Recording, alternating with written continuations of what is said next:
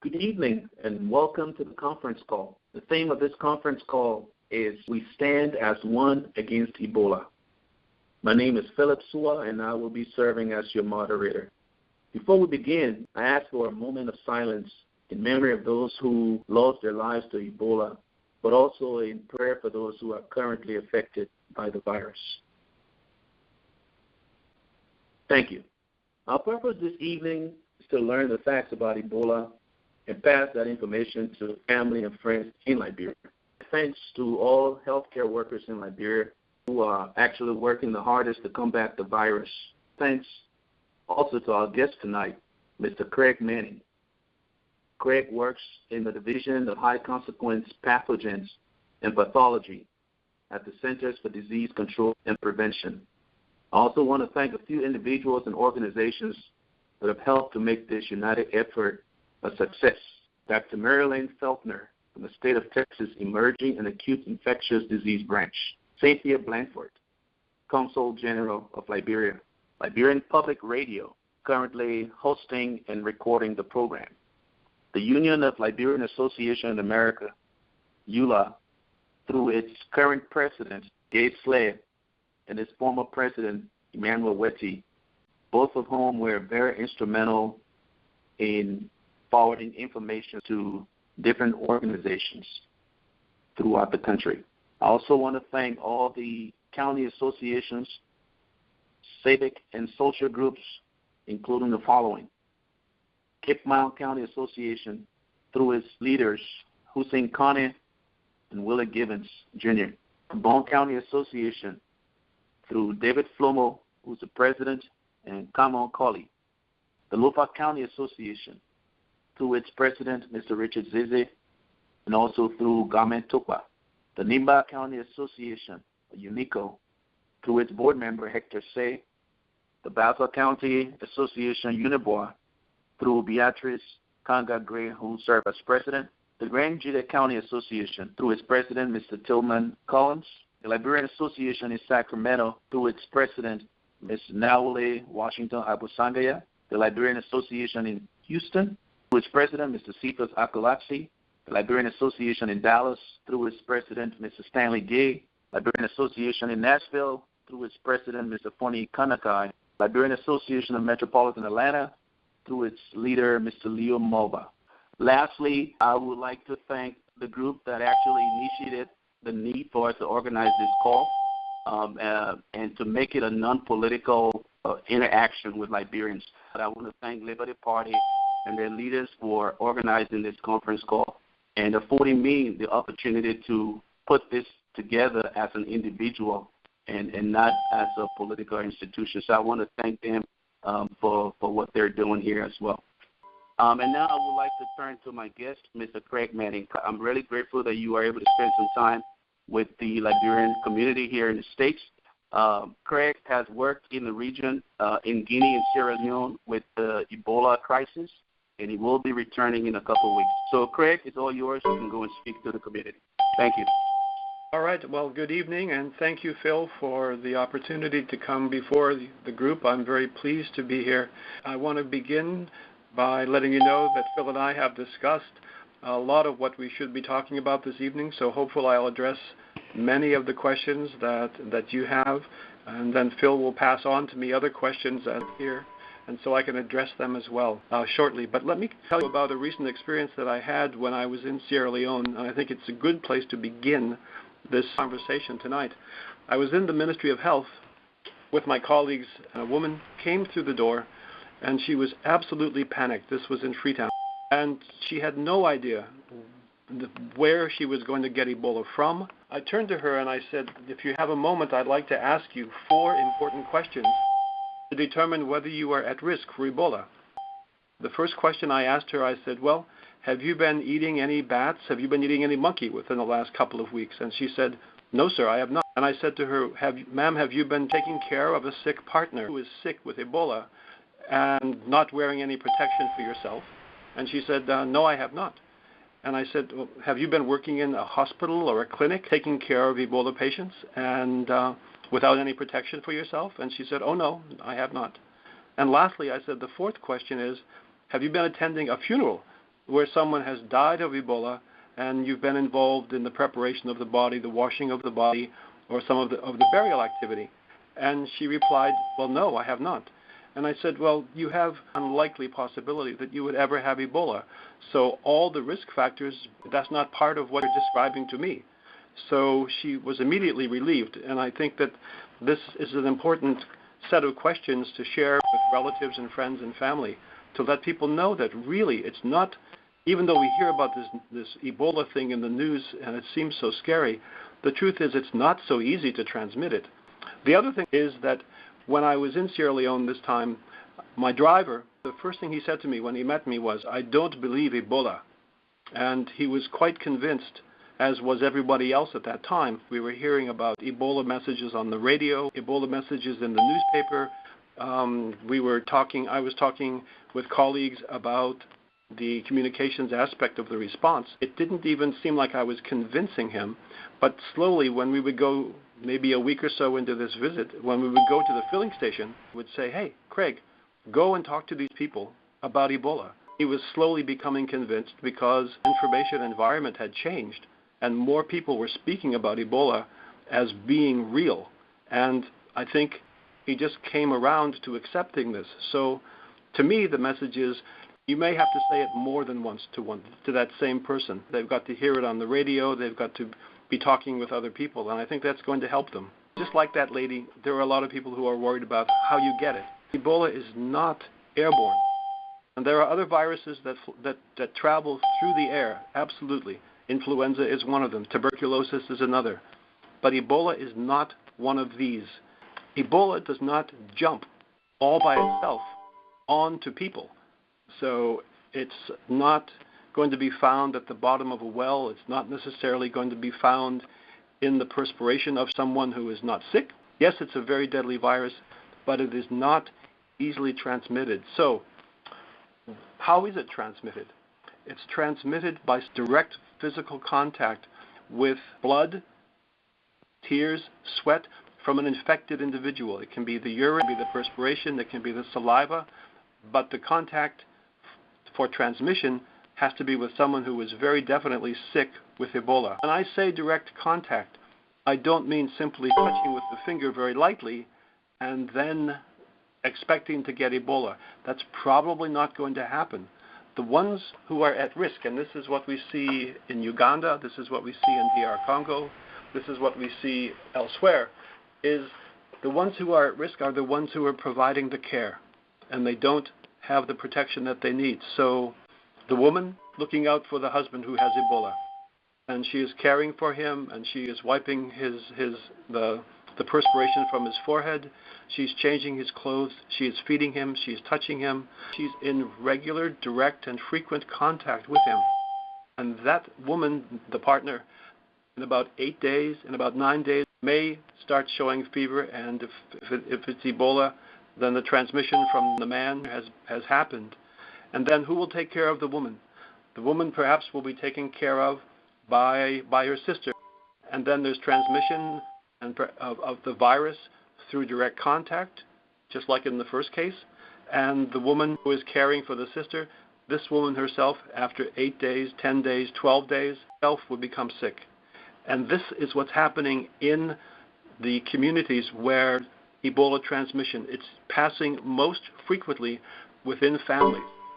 And from the point of view of those of us who wish to stop this outbreak, we want to interrupt and break that chain, that the woman who is taking care of her husband, so that she does not become infected, or so that the sister who is taking care of the wife, so that she does not become infected. Where we can, we tell the people who are sick, if they think it's Ebola, they can go to the treatment center and receive treatment for Ebola. And that way, no longer any possibility that they can be transmitting Ebola virus onto the next person. In countries where this process has been put into place, this works very well. Rather than seeing the number of cases of sick people and deaths going up, we begin after time to see the number of cases and deaths starting to go down and starting to disappear altogether.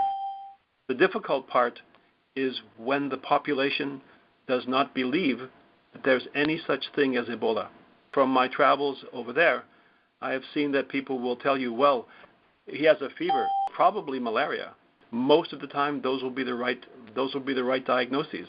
Fortunately, you can't tell in the early phase of the Ebola disease whether it's malaria, whether it's typhoid, whether it's Lassa, or maybe something else. So that's when the risk is really at the greatest. And if people are saying we don't believe in Ebola, then they have no reason to support the idea of sending sick patients off to the Ebola treatment center. So you can see, if there's no belief, the transmission process is going to continue, and it's going to be very hard to bring this outbreak under control. So what do we do in that circumstance? We try to use health education, and this is the reason for this phone call, and this is why I'm so grateful to Phil. We try to use health education to inform people of the risks and inform people of the value of the treatment centers and inform people what they can do to prevent, just like those 4 questions that I was speaking about. And we have the help, in many cases, from the radio stations locally in Guinea and Sierra Leone and in Liberia, and we're really grateful for that. So if you have colleagues and friends back there who have connections with radio stations, by all means, encourage them to continue supporting putting out good information about Ebola, and it can make an enormous difference. I think it's so tough when communities experience a new disease for the first time. There's going to be resistance, but with the help of the organizations, with the help of radio, with the help of good health messages, I believe completely that we can turn the tide in this outbreak. We have heard about infection with Ebola and that there's fever. When a person first acquires the virus, when the virus is first replicating itself in the individual, and a period of about 7 to 8 days will pass, there will be no fever. During that period, there is no possibility of transmission of Ebola. It's only when there is fever, when it's caused by Ebola virus, that's the only time when the transmission of virus can begin. Let me come back around to this, where this virus really lives. I think this is important to share. From the research that we've been doing over the years, it's looking like bats, and it doesn't seem to do them any harm. It doesn't seem to make them sick, at least as far as we can tell. And from the studies we have done of bats, we see maybe 3 to 4 to 5% of the bats, depending on the season, are really carrying it. The other 95 or something percent of the bats, they are definitely not carrying it. I want to reassure people that this event, when an infected bat makes a person sick, this doesn't happen very often. When there is a sick patient in the home, and perhaps there's going to be a period of days that pass, individuals sick with Ebola can be moved to the hospital. There's a big risk for people who are family members to get this virus, as I was saying a moment ago. The idea is to isolate the patient, that individual, that family member, as safely as possible. It means that if families are used to sharing food from a common bowl and eating it with fingers, the idea is that person who has Ebola and is sick should be eating from their own bowl.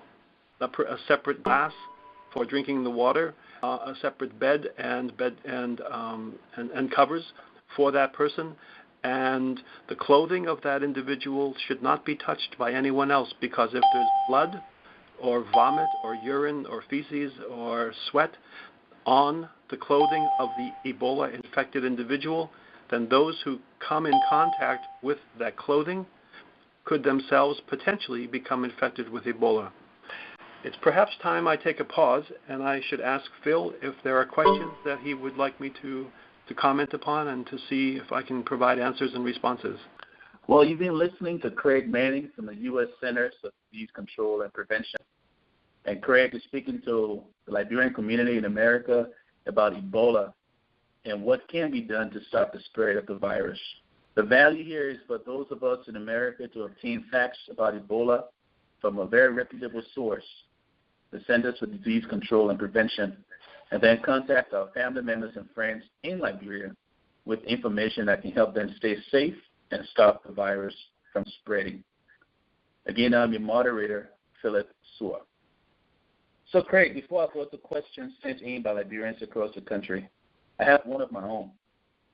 Most of what we are hearing about Ebola is focused on Monrovia and its environs, but we have a lot of Liberians who live in other parts of the country, in rural Liberia, and they live in very close quarters with very little access to health care, if any. How can they live with an Ebola patient in a very small space? Yeah, this is an extraordinarily difficult question to address, believe it or not. I think the first thing to establish is whether indeed this person that is sick has Ebola. And let's not start with the assumption that this is Ebola, but let's imagine that there has been some kind of healthcare team. They do think this person has Ebola, but they have no means to hospitalize that person at this time, and the only option is to have this person be treated at home. And this is an unfortunate situation because the care that could be given in the home setting is not going to be as effective as the care that could be given in a treatment center. And I will say a few words about that. If when the health system becomes strong and the patient can go there, that person will receive nutritional support, that patient will receive hydration, that patient will receive medication, hopefully, to manage some of the gastrointestinal symptoms. That individual would receive pain medication for the fever, and hopefully the chances of that patient recovering would be improved for all those reasons. At home, I would hope a healthcare worker could visit that patient every day and to provide advice on maintaining their health. For the family members, it's very important to remember not touching that patient and not touching the clothing, the vomit, the feces, the sweat of that patient. It's incredibly difficult for people who are not trained in this, providing this level of care. There is still going to be considerable risk in taking care of a patient without the support that can come from an Ebola treatment center.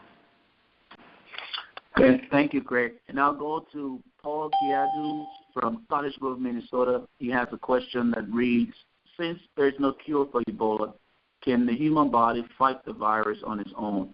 If so, how long? Yes, I understand your question. It's a good question.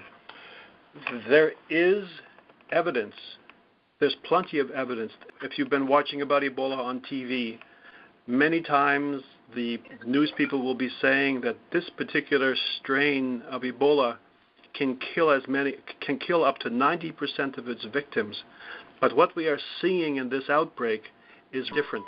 We are seeing a mortality of maybe 60%. What explains this? Medical staff have learned over the years that support for nutrition, management of gastrointestinal symptoms, treatment of other infections going on at the same time, for example, malaria or typhoid, treating people for overall illnesses, going to improve their chances of surviving. Now, if you ask me if survival of 60% is improvement, I would say, well, yes, but not enough. We should still be doing better, but at this time, there's no vaccine, there's no pharmaceutical, there is only the supportive care that can be given at the Ebola treatment centers. Thank you for your question. We have another question here from Suah from Texas. When and how would we know when we have turned the corner on Ebola? Yes, excellent question. When we finally understand which person on which date has transmitted to which other person, and then when they became sick. And this is called contact tracing. We want to put together in a spreadsheet all of the people who have had contact with John, all of the people who have had contact with Mary. And we want to be able to look backwards in time so that we can predict when the next cases might appear and which people might be getting sick. And if we can bring them before they get sick to an Ebola treatment center for care, then in my view, That's what I would call the beginning of the end. So we want to have successful contact tracing in the early detection of patients before they get sick. And that's how we're going to break the chain, those chains of transmission. If people back home can understand that, it's an important tool that is so important to allow the people to come into the village and to ask questions about who was sick, and to not hide the people who are sick, or to not transport them to other locations necessarily, but to give correct answers and to give their community support, all the way from the leaders of the village all the way down to everybody else. And then we can get honest answers, and then we can have a clear understanding of who's sick and who needs to be isolated, and then we begin to turn the corner. Once we get to that, all across the 3 countries, then we have begun to see success. Okay, great. So a follow-up question on what you're saying. So I'm in a rural part of Liberia. We all some of the areas have a single well for the village or the town. What are some of the concerns? If I'm in that town or I have a family member there, should I be concerned to go to that well and drink water from the well? No. Ebola is not it's not a waterborne illness, so it's not going to be sitting at the bottom of a well. I have no concerns about the risk of transmission. Water that is drawn from a common well that is used by everybody in the village. With respect to transmission of Ebola, there's no risk there whatsoever. There's a question from Paula Sherman, Dallas, Texas. She says, is it true there's a vaccine being marketed that will take 6 months to be available? One thing that's very important, and you probably heard this already, Paula, but when a vaccine is developed, you want to be sure that you're doing more good and no harm. Because, vaccines are rather different from other medications. We give vaccines to healthy people, and it protects them against disease. If in the middle of an outbreak we are immunizing people with a vaccine that is untested, it could be catastrophic, and no one in the public health community wants to enter a situation that's tough enough as it is and make matters worse. My hope is, and I just can't say specifically when or what kind of product, who is going to be making a vaccine that would be effective. I know one thing I would mention anecdotally, and that is that with respect to those who recover from Ebola, they have lifelong immunity. They cannot be subsequently reinfected by Ebola virus from another outbreak 5 or 10 years down the line. Thank you for your questions. Yeah, thank you, Greg. Another question from Sacramento, California, from Pete Topper III. It says, if a person feels or sees symptoms of the virus but lives days away from a treatment center, what are some of the immediate steps they can take as they travel to the nearest treatment center? So, for his question, now is a very dangerous time. This person is infectious. This person is running a fever. This person is possibly very, very much able to transmit the virus to others through the urine, feces, sweat, etc., as I have been saying before. The way to protect the community is to put some distance between this person and everybody else. This person you can bring food to this person, but it's very, very, very dangerous to be physically interacting with this individual, touching, washing, taking away the bedclothes and replacing them with clean bedclothes.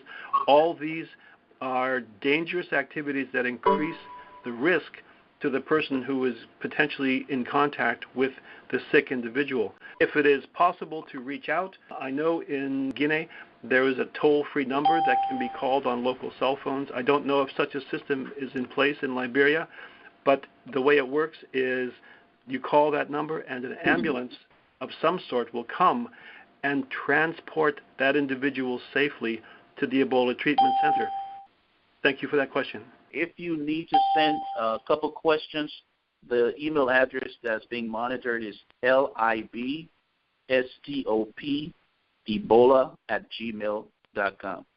So it's libstopebola@gmail.com. And unfortunately, we've been unable to stop all of the beeps that you're hearing. Those beeps are actually people getting onto the call.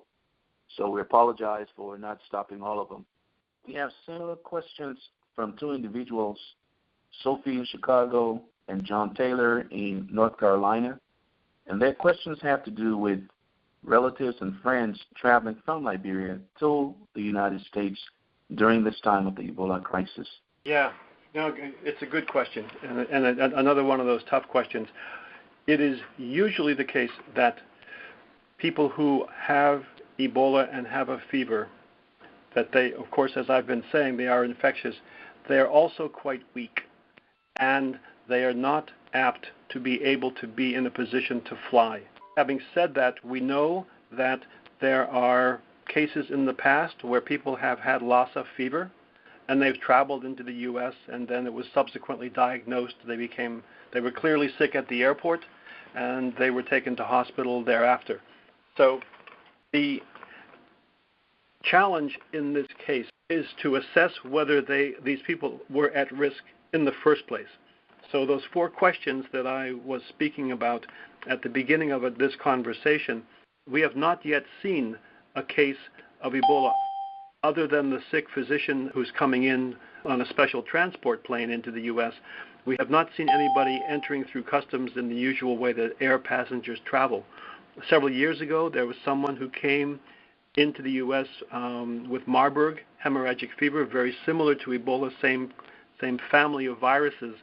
And despite the fact that this person traveled on a plane all the way back to, I think, one of the states out west, this person did not infect anybody else, and because she was isolated.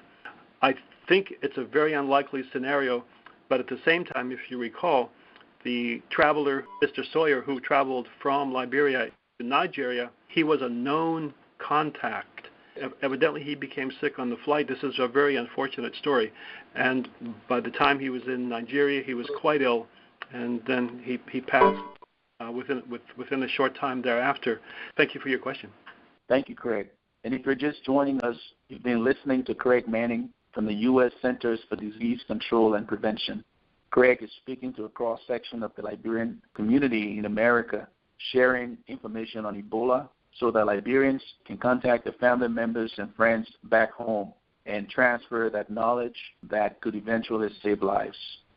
I also again want to thank the Liberty Party for initiating this idea of bringing Liberians together in a non-political environment as we stand together as one against Ebola. I'm your moderator, Philip Suah.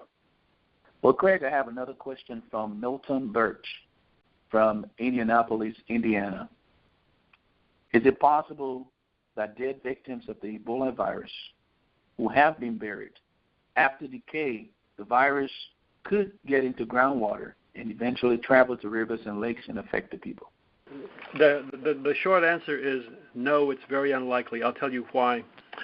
When the process of death has occurred, the body acidified to become more acid, and the virus cannot survive in that circumstance for an extended period. So let's assume that the best precautions have been taken following that individual's death, that there has been no touching of the body, no washing of the body in the traditional method, so that there is no risk of further transmission to members of the family, others touching the body. Let's assume also that the individual has been put in what we call here a body bag. It sounds a little bit cold, but that's simply the name for it. And that person is buried with the appropriate practice, with family members a safe distance away from the graveside, but still able to attend. That the workers who are burying the body are themselves protected. So that body goes into the ground and at a depth of 6 to 8 feet, and no risk of there being any further contamination of the soil, of the water table around that individual. Let's imagine the body bag is not part of it, where the individual is just put into a coffin, and then the individual is buried. Again, with a service that is conducted safely from a safe distance near the graveside, and the individual is lowered in the coffin in the earth to a depth of 6 to 8 feet. Again, the risk of virus passing outward and into the soil and into the water table exceedingly low. Thanks. That's a good question. Thank you. I have another question from John. Didn't say which state, but he says, I'm told there's a homeopathic treatment, or I guess it's an alternative medication. In Liberia, that's not uncommon. We also, in some parts of our country, use herbs and different forms of treatment. Is Yes. that something that's remotely possible? Everything that I've read about what these cures are, nothing that I have seen has been effective. And a similar question that I get from time to time is, well, I'm taking vitamin supplements that boost my immune system, and I'm not exactly sure what that means necessarily, but it doesn't seem to have much to do with protecting oneself against transmission of Ebola. The real tool is prevention, and the method of prevention is good health education with respect to understanding the transmission process and understanding the behaviors that will keep you safe. So I wish there were a cure, I wish there were a pill, but we're not there yet. Thank you for that question. Thank you, Craig. There's also another question from one Bazion. He says, we have heard that the Ebola virus also spread by eating infected monkeys. Can you please elaborate on that? There is truth to that. The monkeys are susceptible to Ebola virus as well as humans. So for monkeys, the disease process is pretty fast. It makes them quite sick. They die quite quickly. We are told that people who are living in the rural areas, that they're hunting monkey, and if a monkey is sick, oftentimes it's on the ground, oftentimes it's not moving very, very quickly, and it makes it easy to catch the monkey. The monkey can be sick for several different reasons, but if the monkey is sick with Ebola, there's no way to tell that it's Ebola simply by looking. But if it is infected with Ebola, eventually die, then the ones out looking for some bushmeat will say, it's free, it's right there. What could be easier? It saves time and it's already dead. The risk then is the butchering process of the monkey. So if they start to butcher it right there, or they butcher it later, it's at that moment that the virus, which is in the blood of the monkey, just like humans, the blood, the urine, the feces, the organs, the saliva, etc., they are really reaching right into the source of infection. And if the people who are doing the butchering have cuts on their hand, any open wounds, the risk is even greater.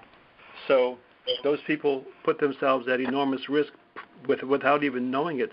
One somewhat ironic truth is that once the meat has been cooked, the heat of the cooking process will kill the virus. The meat would then have no more Ebola in it, and it would be safe to eat. That's if the fire has gone sufficiently long at a high enough temperature. But so the risk is not for the person consuming the cooked, formerly infectious monkey meat. The risk is people who have butchered the monkey after having found it in the forest. And those, it's not all that often that the infection transmits in that way. The monkey would have had to have had contact with a bat or something that the bat had eaten, but it does occur, and we think that the initial first human infection probably came from either a monkey or an infected monkey or an infected bat. You've been listening to Craig Manning from the U.S. Centers for Disease Control and Prevention, and he's speaking to the Liberian community in America about Ebola and what can be done to stop the spread of the virus. I have another question here from Love Johnson from North Carolina. How long can Ebola live outside of the human body in order for it to be contagious when one touches an object or clothing that have been contaminated by bodily fluids? It's the amount of time that the virus is infectious depends On several things. It depends on temperature, the amount of light where that virus is exposed to a lot of UV, to ultraviolet light. The virus is actually pretty fragile, and it doesn't survive for any longer than several days outside of the human body. The other issue is whether it's in blood or whether it's in serum or whether it's in the organ. The longer that the virus can be in an environment similar to the one that it's in normally, like in blood or in tissue, the longer it's going to be able to survive. If you just put a small amount of serum with infectious virus in it on the countertop and expose it to direct sunlight at normal temperatures, it's probably only going to be several days before that virus is completely non-infectious. Having said that, the studies that we've done have looked at how long virus can persist in humans who have recovered. And interestingly enough, we advise that men who have recovered from Ebola use a condom for a period of 3 months following recovery, because we have seen evidence of Ebola virus in the semen of men. And we have also noticed that in bone marrow, for some extended period of time, Ebola virus can survive. Okay, but thank you for that question. Good question. We do have quite a few number of people on the call. I'm just told there are about 358 people on the call, and I'm receiving a lot of questions via email. So I apologize if we don't ask all the questions that you've sent. We'll try to do the best we can to sort through them and find common themes so that Craig can be able to answer those questions. Now, Craig, there's another question, a follow-up question. In areas where people use rivers and baths, what's the possibility of contamination? Areas where people are bathing? Yes, exactly. Oh, I see. I understand your question. It seems an unlikely situation for transmission. I mean, people are using soap. Soap is a very effective way to destroy Ebola virus. I mean, it's also true for the hand sanitizers. But basically, these viruses have coating on them that if you were to see it under a microscope, it's made of lipids. And these lipids are very soluble. They can be dissolved easily in soap. Even if there were people alongside the river bathing, the likelihood of there being enough virus to go from one person through the water seems like a very, very, very unlikely scenario for transmission to occur. If you ask me, is it impossible, I would have to say no, but I think the chances are very, very unlikely. www.cdc.gov/Ebola.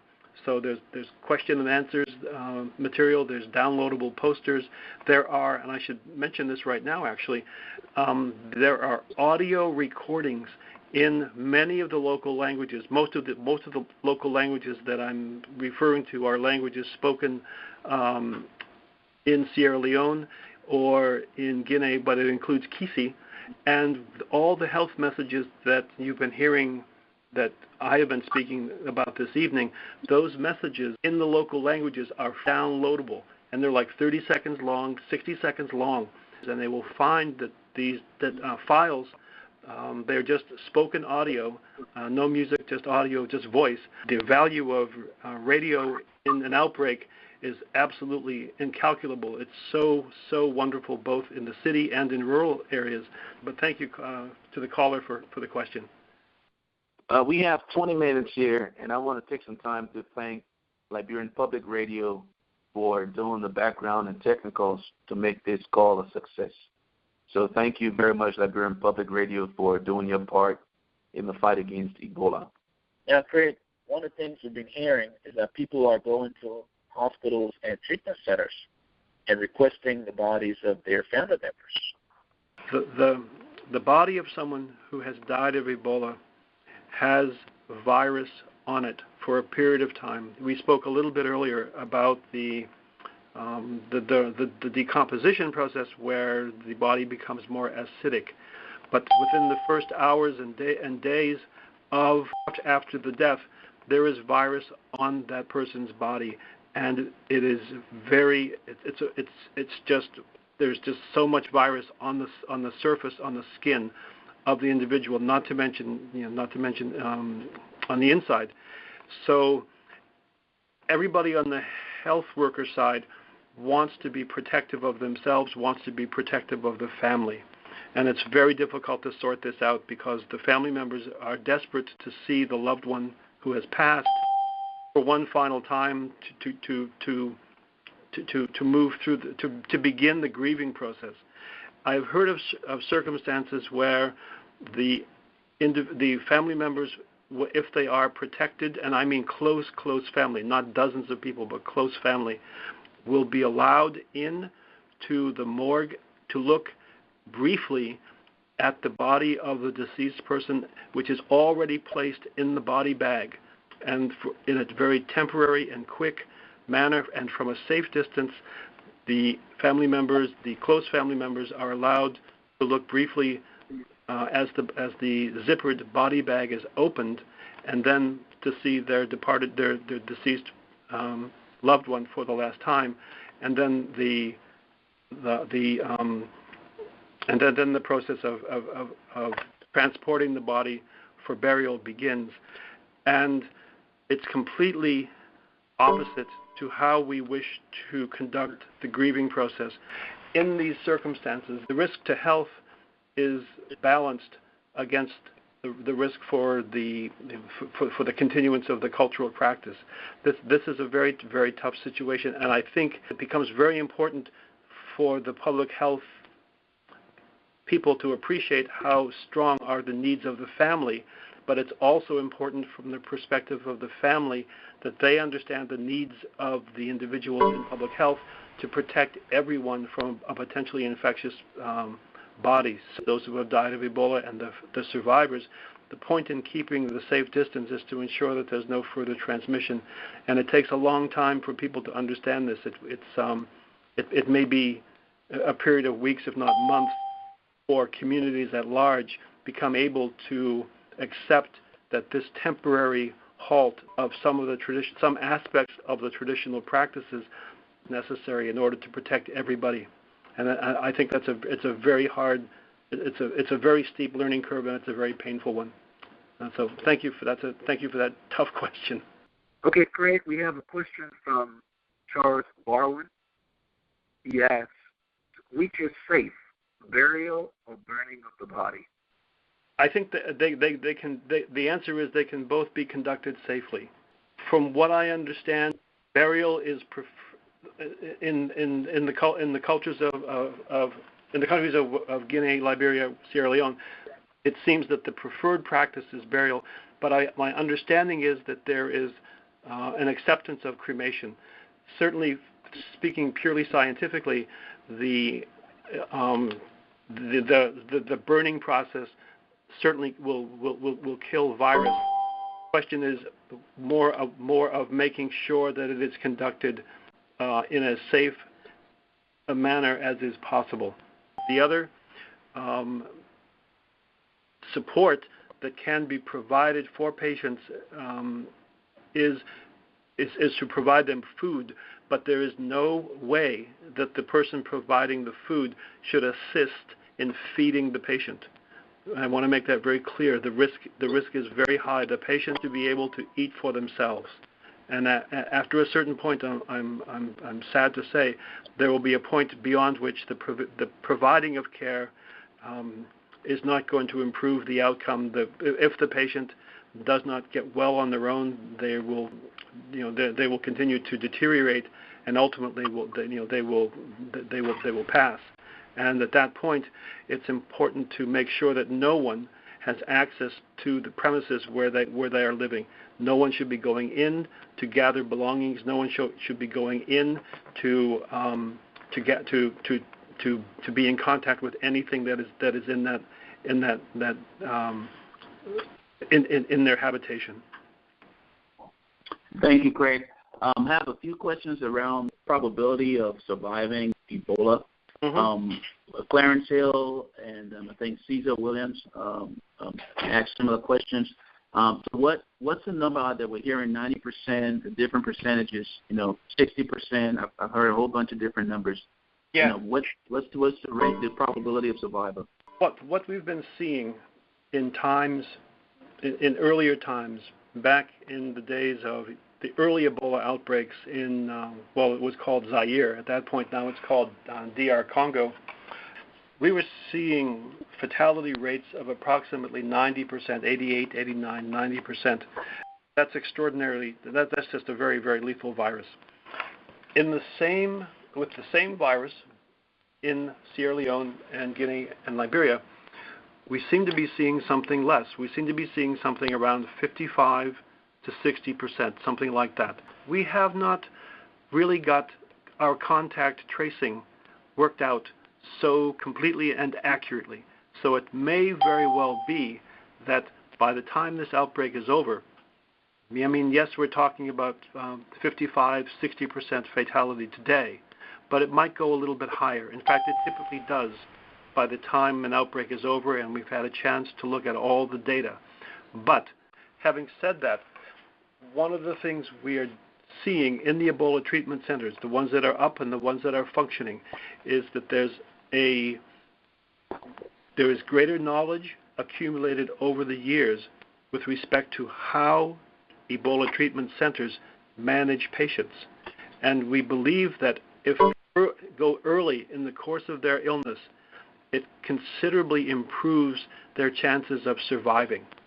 So it's not that you go after you've had 4 or 5 days of fever, it's you go on the first day of fever. And the sooner you are in treatment, the sooner you're going to be supported in your recovery, the sooner you're going to have the means to fight the virus, and that increases the possibility that you are going to survive. So the health teams will, as I was saying earlier, be giving support for nutrition, support for hydration, support for pain management, fever, support for gastrointestinal symptoms, and all of that can make a huge difference. I would like to say that 60%, 55%, those still aren't great numbers, but certainly better than 90%. So the technology has changed over the years. The clinical management of patients has improved over the years, and it's when these centers are up and functioning as they should be, the proper management of patients starts with patients being admitted early in the course of illness.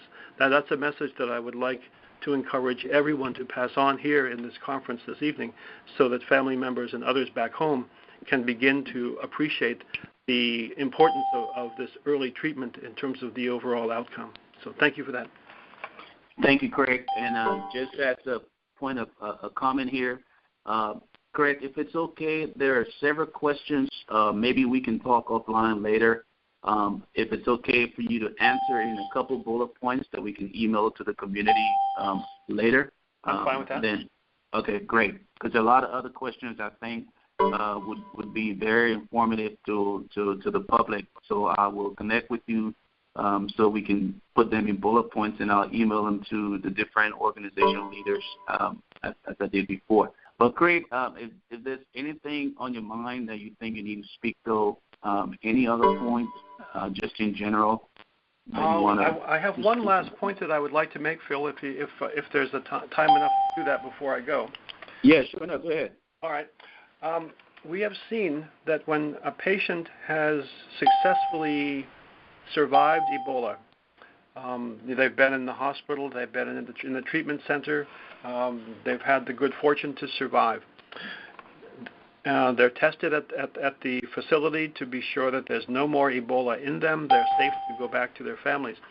What we have seen historically in other countries is that these people are stigmatized and that people refuse to sell them food. I've heard in one country, this is East Africa, they burned the home of the individual. They had to go live someplace else other than the village where they were living.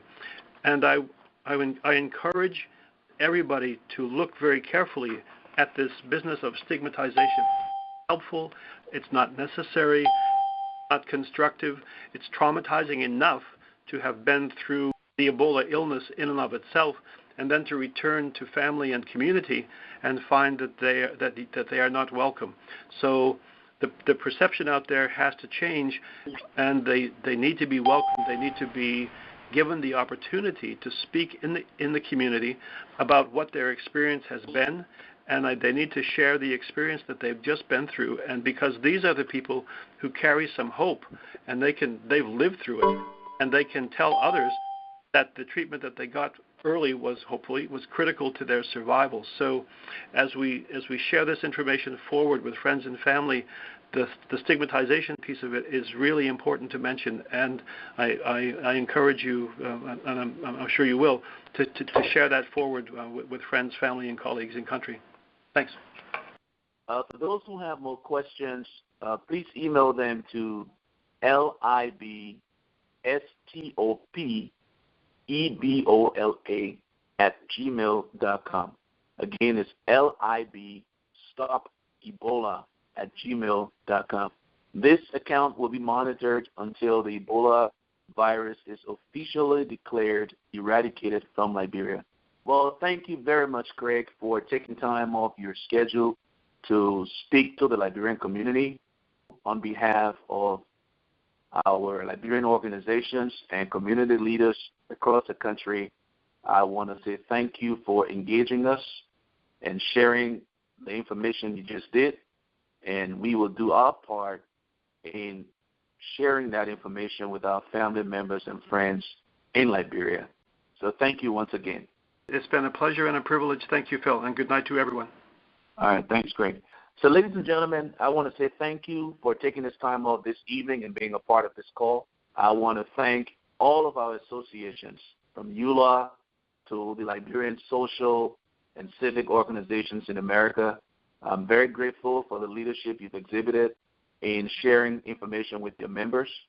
I'm told there are about 388 callers on the line at this time. And so I'm very grateful that we have a lot of Liberians who will be calling home to share information with their family members and friends regarding Ebola. So thank you. I also again want to thank the Liberty Party for initiating this idea of bringing Liberians together in a non-political environment as we stand together as one against Ebola. So thank you. May God bless you and your families. May God bless our health workers who are putting their lives at risk to stop the spread of Ebola. May God bless the government of the Republic of Liberia, and may God bless us all. Thank you.